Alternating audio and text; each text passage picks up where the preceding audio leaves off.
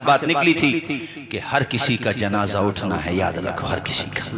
نفیس بھائی بیٹھے، ان سے پہلے جو ان کے گھر کے مالک تھے، ان سے پہلے جو تھے، ان کے بعد جو ہوں گے، میں بیٹھا ہوں، مجھ سے پہلے میرے والد صاحب تھے، دادا تھے، پردادا تھے، آپ بیٹھے ہیں، سب کے گھر کا یہی سسٹم ہے، جسے تم گھر سمجھتے ہو وہ گھر نہیں، وہ مسافر خانہ ہے۔ بے شک حق ہے جی، مسافر خانہ۔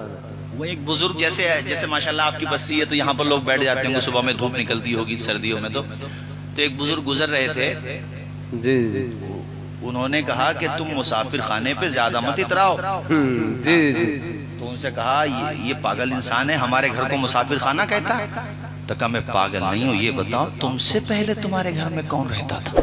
جی جی جی جی کیا ذہن دیا، جی جی کہ ہمارے باپ کون سے پہلے، کون کے باپ کون سے پہلے، کون کے باپ کا تمہارے بعد، ہماری آل، ہماری بیٹی بیٹا۔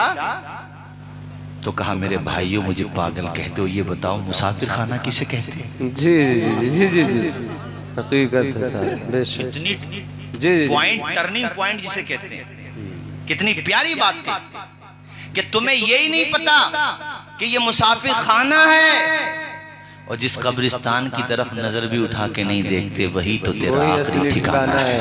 بے شک بے شک وہی آخری، اوپر سے پرگے لگا دیے جائیں گے، مٹی چڑھا دی جائے گی، تیرے رشتہ دار بھی کہیں گے مجھے کاشی پور جانا ہے، کوئی کہے گا مجھے جس پور جانا ہے، کوئی کہے گا مجھے ردر پور جانا ہے، کوئی کہے گا مجھے غدر پور جانا ہے۔ امام صاحب ذرا دعا مختصر کیجئے، دفن میں جلدی کیجئے، تیرے عزیز تجھے چھوڑ کے آگئے، ماں نے چھوڑ دیا، باپ نے چھوڑ دیا، رشتہ داروں نے چھوڑ دیا، تیرا جو جگری دوست تھا نا اسے بھی 2 منٹ قبر پہ بیٹھنے کی توفیق نہ ہوئی۔ دیکھ اس وقت پہ بھی تیری قبر پہ بیٹھ کے اگر کوئی سورہ یاسین پڑھتا ہے تو وہ تیرا امام ہی پڑھتا ہے، یا جس بیٹے کو امام نے پڑھا دیا تھا وہ بیٹا پڑھتا ہے۔ سب چھوڑ کے آگئے، تو مرسیڈیز گاڑیوں میں سفر کرتا تھا، فورچونر گاڑیاں تھی تیرے پاس، مگر اب کچھ نہیں ہے سوائے کفن کے کپڑوں کے۔ اگر ہو تو مجھے بتا دو، 3 کفن کے کپڑے ساتھ جاتے ہیں، عورت ہے تو 5 کپڑے جاتے ہیں، اس کے علاوہ کچھ نہیں جاتا۔ ہر کسی کا جنازہ جا رہا ہے اور ہمارے سوئے ہوئے ذہنوں کو آواز دے کے کہہ رہا ہے، حشر میں پھر ملیں گے میرے دوستو، حشر میں پھر ملیں گے میرے دوستو، بس یہی مقام آخری حشر میں پھر ملیں گے میرے دوستو۔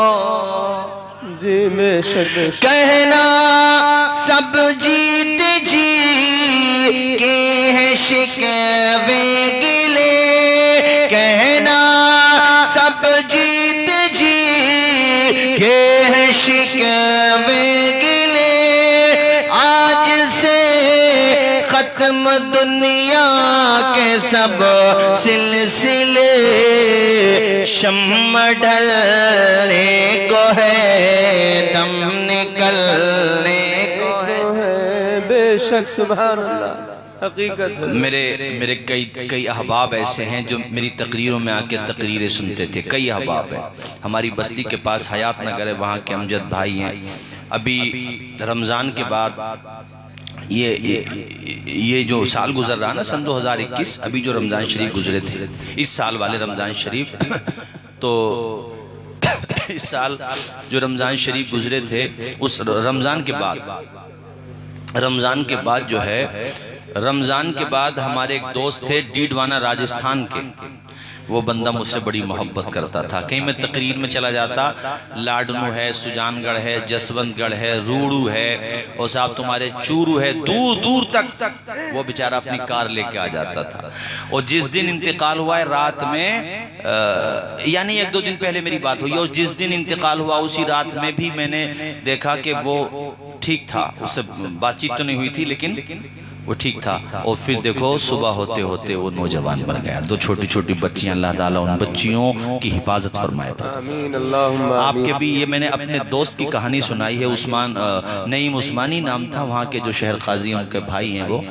تو آپ کے بھی بہت سے عزیز و اقارب, آپ کے بھی, سب کے کہہ رہا ہوں, جی ہم کسی کا بھائی, کسی کی ماں, کسی کی بہن, کسی کی بیٹی, کسی کا باپ, کسی کا عزیز, کسی کے جگر کا ٹکڑا بیٹا, نہ جانے کون کون ہمیں چھوڑ کے چلے گئے. جی ایک دن ہمیں بھی جانا ہے, تمہیں بھی جانا ہے, سب کو جانا ہے. کہنا سب جیت جی کے ہیں شکوے گلے, آج سے ختم دنیا کے سب سلسلے, شمع ڈھلنے کو ہے, دم نکلنے کو ہے, شمع ڈھلنے کو ہے, دم نکلنے کو ہے. بس یہی ہے پیام آخری آخری, حشر میں پھر ملیں گے میرے دوستو. سبحان اللہ, بے شک حضرت کیا بات. مجھ کو نہلا کے پہنا دیا ہے کفن, مجھ کو, یہ سب کے ساتھ ہونا ہے, جی سب میرے ساتھ بھی ہونا ہے, تمہارے ساتھ بھی ہونا ہے. یہ آخری کفن, یہ مطلب آخری نہانا ہوگا. اس لیے میں حضرت آپ سے بھی عرض کر رہا ہوں, بستی کے نوجوانوں کو بلا کر, بڑے بوڑھوں کو بلا کر ان لوگوں کو نہلانے کا اور کفنانے کا طریقہ سکھاؤ. جی بے شک, چونکہ کچھ نہیں پتا کہاں کس کی موت ہو گئی. آپ کے ساتھ آپ کا مسلمان بھائی, آپ کہیں کمانے گئے تھے, اب بتاؤ نہلانے کا طریقہ ہی نہیں جانو گے, کفنانے کا طریقہ ہی نہیں جانو گے, نماز جنازہ یاد, دعائے جنازہ یاد نہیں ہوگی, تو وہاں کسے تلاش کرو گے؟ یہ دین کے ضروری مسائل ہیں, خود بھی سیکھو. یہ مت سوچو کہ ابھی ہم جوان ہیں, ابھی تو موت آئے گی. بھائیو, موت یقینی ہوتی ہے, جوانی یقینی نہیں ہوتی ہے. جی حق بات. اس لیے یہ سیکھو, آپ سب لوگ سیکھو. مجھ کو نہلا کے پہنا دیا ہے کفن, رو چکے مل کے ماں باپ بھائی بہن, ساتھیوں اب اٹھاؤ جنازہ میرا, ساتھیوں اب اٹھاؤ جنازہ میرا.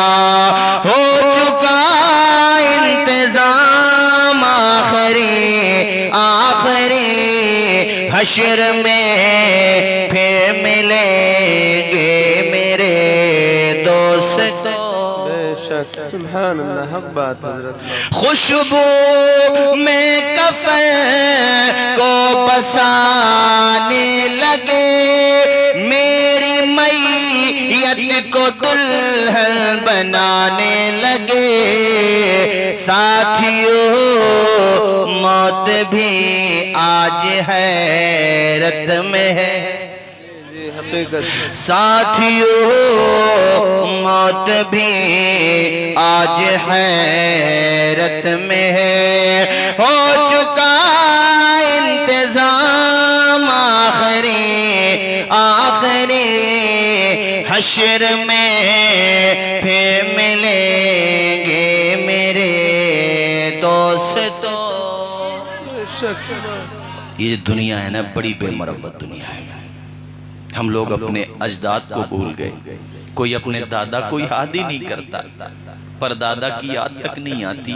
یاد تو آنا دور کی بات ہے, ہمیں تو اپنے پردادا کا نام بھی یاد نہیں ہوگا بہتوں کو.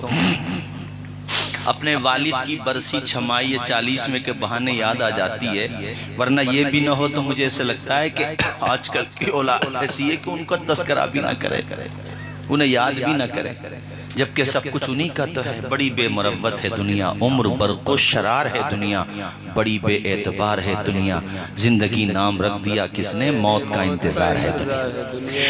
کیسی دنیا ہے مرشد غضب رے غضب، چند دنوں میں یہاں بھول جاتے ہیں سب، جس بہانے میری یاد آ جائے تو، جس بہانے میری یاد آ جائے تو، پڑھ لینا کلام آخری آخری، پڑھیں حشر میں پھر ملیں گے میرے دوستوں، حشر میں پھر ملیں گے میرے دوستوں۔